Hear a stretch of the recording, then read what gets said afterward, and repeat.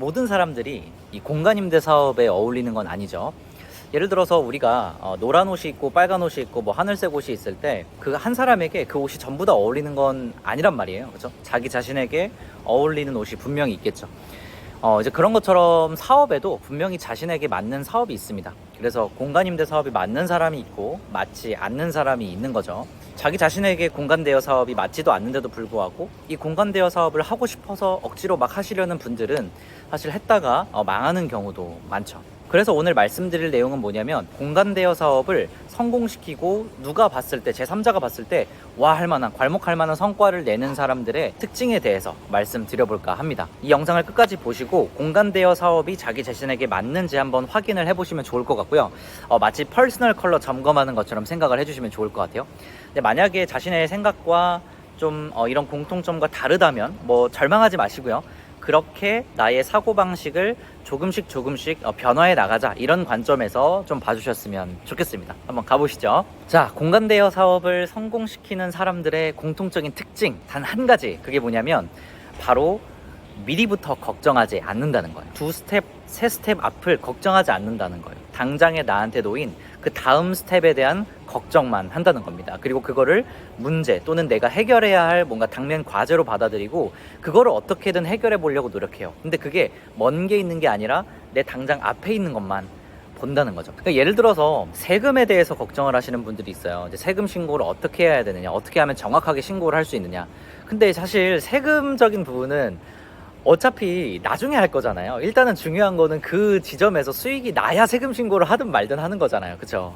그러니까 그 지점에서 수익이 나고 나서의 세금 신고가 있는 것인데 수익이 나지도 않았는데 세금 신고를 먼저 걱정한다는 거예요. 어떻게 정확하게 신고를 해야 되냐고. 아니, 정확하지 않게 신고하면 뭐 어때요? 그쵸? 그때 가서 정정하면 되잖아요. 정정 신고가 없는 것도 아니고. 그쵸?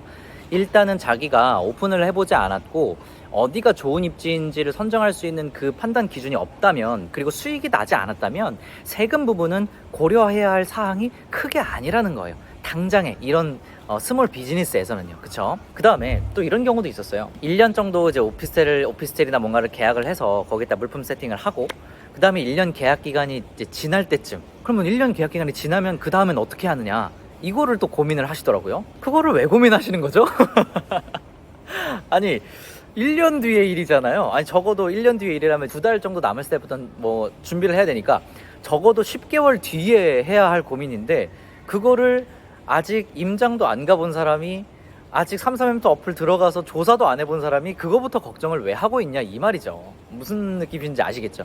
근데 이런 분들이 상당히 많다라는 거예요. 제가 이제 상담을 하다 보면 뭔가 모든 게 100% 만족이 되었을 때 내가 탁 해버리는 게 아니라 일단은 좀 한 60%, 70% 확신이 있을 때 일단 해놓고 그 다음에 나머지 30%는 내가 보완해 나가거나 내가 해결해 간다, 뭔가 이런 느낌을 가지고 계신 분들, 그런 분들이 훨씬 더 이 공간임대 사업에서, 공간 대여 사업에서 좀 성과도가 있다는 말씀이죠. 또 다른 이제 공간 대여 사업을 성공시키는 분들의 특징을 보면 이 변수와 리스크를 명확하게 구분을 합니다. 여러분, 변수와 리스크는 완전히 다른 거예요. 예를 들어서 내가 어떤 오피스텔을 계약을 했는데 거기에 보일러가 작동을 잘 안 해. 그럼 그거는 변수예요, 리스크예요? 그게 변수라는 거예요. 리스크가 아니라. 내가 손해나거나 그런 게 아니잖아요. 왜냐면 집주인에게 청구하면 되니까. 그쵸? 변수를 리스크로 생각을 하기 때문에 리스크가 크다고 생각하고 위험하다고 생각하고 내가 해결해야 될 게 아니라 뭔가 망할 것 같은 그런 막연한 느낌들 때문에 이 사업을 시작하시는 거를 되게 주저하신다는 거죠. 이해가 되시죠? 또 한 가지는 이런 게 있습니다. 어떤 부분이 머물고 있었어요. 근데 거기 있는 집기류가 하나가 파손이 됐어요. 침대나 이런 것들이 파손이 되었습니다. 그럼 그런 것들은 변수인가요, 리스크인가요? 그런 게 변수라는 거예요. 리스크가 아니라는 거예요. 그런 것들은. 왜냐? 내가 해결해야 되는 부분이니까, 해결할 수 있는 부분이니까. 그쵸? 어떻게 해결할 수 있습니까? 그냥 돈 주면 되잖아요. 한 20만 원, 30만 원 드리면 되잖아요. 그게 비싸다고요? 왜요? 월에 60만 원, 70만 원 버는 거 뭐 1년에 한 번 있을까 말까 한 그 변수 때문에 내가 1년에 30만 원 정도 손해본다 할게요. 1년으로 나누면 월에 3만 원 정도인 거죠. 그죠? 그러면 70만 원 벌 수 있는 사업을 월에 67만 원 번다 그래서 안 하시겠어요? 그런 마인드로 받아들일 수 있는 거, 그렇게 해서 해결해 나갈 수 있는 부분들을 변수라고 저는 표현을 하고요. 이 변수와 리스크를 명확하게 구분할 수 있는 분들이 이 공간 대여 사업에서 두각을 나타내시는 것 같은 느낌이에요. 저도 사실 공간 임대 사업을 짧은 기간 안에 성공시킨 사람으로서 말씀을 드리면 정말 그 변수와 리스크에 대한 구분은 정말 중요합니다. 왜냐하면 물품 세팅하고 그 다음에 그 지점을 보기 좋게 꾸미는 과정에서 수많은 변수들이 일어나거든요. 근데 그 수많은 변수들 사이에서 이거를 리스크라고 판단을 해버리게 되면 내가 이거 왜 했지? 내가 뭐 하자고 이거 했지? 계속 이런 생각이 들게 돼요. 그래서 여러분, 변수와 리스크를 명확하게 구분하는 것도 되게 중요한 것 같다라는 말씀을 좀 드려볼게요. 제 이야기를 좀 해볼까요? 저는 지금 합법으로 에어비앤비 한 개를 운영을 하고 있는데 외도민이라고 하죠. 그 외도민을 오픈을 하려면 여러 가지 좀 까다로운 조건들이 있습니다. 그 중에서도 제가 오픈하려고 하는 집에 양쪽, 그러니까 왼쪽, 오른쪽, 그리고 윗집, 아랫집 세대가 전부 다 제가 에어비앤비를 하는 것에 대해서 동의를 해야 되고, 이게 이제 필수고, 이 필수를 갖춘 다음에 그 건물에 있는 절반 이상의 세대가 제가 외국인 도시 민박업을 그 건물에서 운영하는 거를 허락을 해줘야 돼요. 그래서 동의를 많이 받아야 됩니다. 제가 동의지옥이라고 많이 표현을 하죠. 그죠? 이제 그렇게 동의를 얻어서 그 서류를 제출을 해야만 구청에서 실사가 나오고, 그리고 실사가 나와서도 이런저런 요건들을 따져가지고 이제 허가를 내주게 됩니다. 자, 근데 이 동의를 언제 받아야 되냐? 바로 가계약금을 넣은 시점부터 계약서 작성하는 날까지 이거를 이제 진행을 해야 되는 거죠. 왜냐면 계약서 작성을 이제 하게 되면 이제 거기 입주를 해야 되잖아요. 안 그러면 계약금을 포기해야 되잖아요. 그러니까 가계약금 넣고 계약서 작성하는 날 이 사이에 해야 돼요. 저는 이게 3일이었어요. 3일. 금요일에 가계약금을 썼고 월요일에 계약을 하기로 했거든요. 저는 그래서 3일밖에 없는 시간을 정말 몰두를 해가지고 밤낮으로 찾아뵈면서 문을 두들기고 허락을 구했습니다. 죄송한데 여기서 에어비앤비 해도 되나요? 뭐 이런 식으로요. 근데 이제 다른 곳들은 다 됐는데 제 호실을 1번이라 그러고 옆에 호실을 2번이라 그럴게요. 제게 1번이에요. 근데 이제 다 허락을 받았는데 이 2번이 문을 두드려도 답이 없는 거예요. 계속. 그래서 뭐 휴대폰 번호 붙여놓고 포스트잇에 그렇게 해서 막 밤낮으로 찾아가서 문을 두드렸는데도 불구하고 뭐 아무도 답이 없는 거예요. 그래서 이걸 가계약금을 이제 포기를 하고 100만 원을 넣었었거든요. 가계약금을 포기를 하고 이제 계약을 하지 말까 이렇게 하고 있었는데 고민을 하다가 거기가 그래도 위치가 괜찮았거든요. 그래서 그냥 배짱 있게 좀 나가보자고 결정을 했습니다. 어쨌든 다른 지점들이 다 됐으니까 저는 그래도 60% 정도 성공 확률이 만들어지지 않았나? 한 60에서 70% 정도 성공 확률이 만들어지지 않았나? 라고 생각을 한 거예요. 그래서 어떤 생각을 했냐면 일단 계약하고 안 되면 찾아가서 무릎 꿇어야지 뭐 약간 이런 생각을 했어요. 진짜 뭐 장난식으로는 뭐 안 되면 자취방으로 그냥 쓰자 라는 생각으로 어떻게 보면 되게 대책 없는 사람처럼 한 거죠. 근데 뭐 어쨌든 계약날이 되었고 입금을 하고 계약이 완료됐어요. 근데 이제 그래서 계약이 다 완료된 다음에 그날 이제 집주인분에게 제가 그 옆집 거기에 대해서 물어봤어요. 대박인 게 뭔지 아세요? 알고 보니까 그 집이 공실이었던 거예요. 여러분, 공실. 대박이죠. 그러니까 알고 보니까 그 집주인분이 그 옆 세대도 소유를 하고 계신 거였고, 그래서 저는 이제 최대한 좀 잘 보여가지고 그분에게 두 번째 호실도 제가 임차를 얻어서 에어비앤비를 그냥 2개를 해버릴까 이제 했는데, 집주인분께서 아직 에어비앤비는 처음이셔가지고 좀 보고 이야기를 하자 이렇게 말씀을 하시더라고요. 아무튼 그렇게 해서 저는 문제가 해결이 되어가지고 정상적으로 좀 오픈을 진행할 수 있게 되었습니다. 이렇게 공간 임대업을 좀 잘하고, 그리고 또 공간 대여 사업 또는 창업에서 나름의 성과를 내는 분들은 어느 정도 이런 배짱이 있는 것 같아요.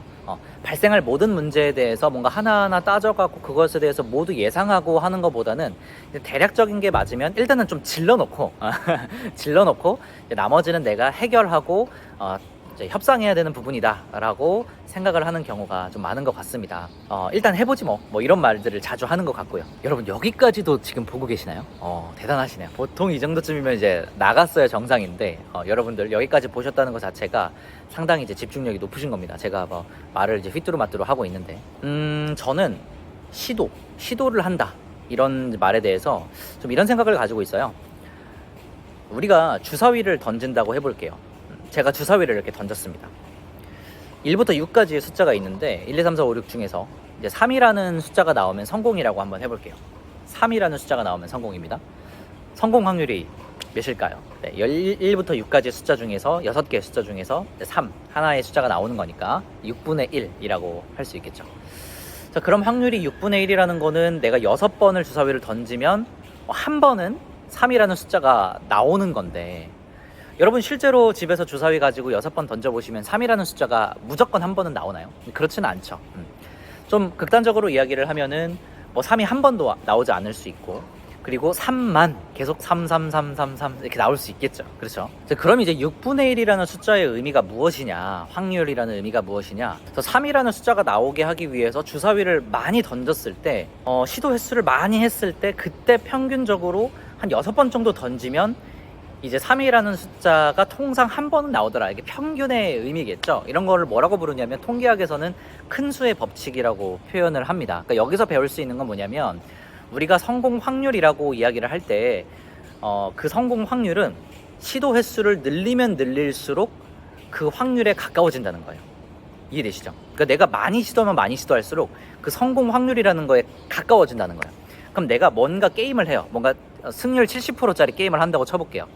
그럼 승률 70%짜리 게임을 할 때 이거를 적게 시도하는 것보다 많이 시도하는 게 큰 수의 법칙에 의해서 그 70%의 확률에 점점 가까워진다는 겁니다. 그러면 성공 확률 70%라는 얘기를 딱 들었을 때 누군가는 이렇게 생각하겠죠. 누군가는 70%의 성공 확률이 있네라고 그대로 받아들여서 계속 시도를 해보면서 결국 큰 수의 법칙에 의해서 70%의 성공 확률로 다가가는 사람, 또 그거에 더해서 30%의 뭔가 실패를 바탕으로 해서 더 개선해서 70%가 아니라 80%, 90%까지 그 성공 확률을 끌어올리는 사람이 있는 반면에, 누군가는 70%의 성공 확률보다 30%의 실패 확률에 더 집중을 하는 사람들이 있다는 거예요. 70%의 성공 확률을 30%의 실패 확률로 받아들이는 사람들이 있다는 거죠. 결국에는 그 사람은 시도를 하지 못하기 때문에 큰 수의 법칙으로 다가가지 못하게 돼요. 결국 큰 수의 법칙으로 수렴하지 않으니까 성공을 할 수가 없게 되는 거죠. 그래서 저는 30%의 실패 확률이 두려워서 시도를 안 한다는 거, 그 자체가 저는 더 위험하다고 생각을 오히려 하는 거예요. 30%의 실패 확률이 더 위험한 게 아니라 시도 횟수를 늘리지 않는 것, 70%의 성공 확률을 가지고 있으면서도 큰 수의 법칙을 활용하지 못하는 것, 시도 횟수를 늘리지 않는 게 더 위험하다고 저는 생각을 하는 거예요. 정말 여기까지도 보셨으면은 저랑 생각하는 구조가 똑같은 분이에요. 이 지금 주저리를 다 받아들이고 계시니까 그 정도의 사고방식을 가지고 계신 분이라면 이 공간대여 사업을 무조건 성공시킬 수 있는 기본적인 사고의 틀이 갖춰진 분인 거예요. 자, 어떠신가요? 이 영상을 좀 보시면서 제가 앞서 말씀드린 공통점과 유사한 점들을 좀 본인 스스로에게 찾아내셨나요? 자, 그렇다면 축하드립니다. 이미 당신은 공간대여 사업을 성공시킬 기본적인 세팅이 끝난 사람이라는 거예요. 이제 성공 확률 한 70에서 80% 정도 되는 학습을 대략 하시고 이제 시도하는 일만 남은 겁니다. 큰 수의 법칙을 이용하실 일만 남으신 거예요. 그럼 성공하실 겁니다. 또는 어떤 분들은 자기 자신과 차이점으로만 느껴지신 분들도 있나요? 모두가 동일할 필요는 없죠. 서로 다름이 존재할 뿐입니다. 누군가는 빨간색 옷이 잘 어울리는 반면 누군가는 초록색 옷이 또 잘 어울리는 것이죠.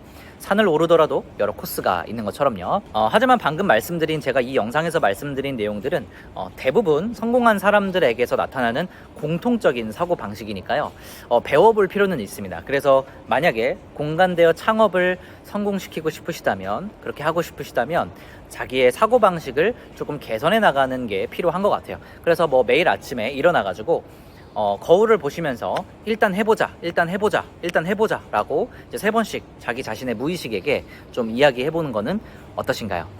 점점 자신이 대담하게 변화하고 시도 횟수가 늘어나고 작은 실패들을 맛보게 되면서 자기 스스로가 성공 확률을 올리려는 시도를 하게 되고, 시도 횟수를 올리면서 작은 성공을 맛보게 되고, 그리고 더 대담하게 변화하고 더 많이 시도하고 결국에는 큰 수의 법칙에 의해서 90% 또는 100%까지도 성공시킬 수 있는 사람이 되실 것이라고 생각합니다.